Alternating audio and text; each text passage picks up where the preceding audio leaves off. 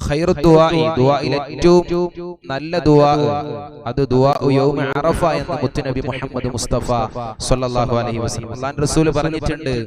അറഫാ ദിവസത്തെ നോമ്പ്, അറഫാ ദിവസത്തെ പ്രാർത്ഥന, അതിന് ഉത്തരം ലഭ്യമാകും. ഞാനും എന്റെ പ്രവാചകന്മാരും ലാ ഇലാഹ ഇല്ലല്ലാഹ് വഹ്ദഹു ലാ ശരീക ലഹ് ലഹുൽ മുൽക്കു വലഹുൽ ഹംദ് യുഹ്യി വയുമീത് വഹുവ അലാ കുല്ലി ശൈഇൻ ഖദീർ.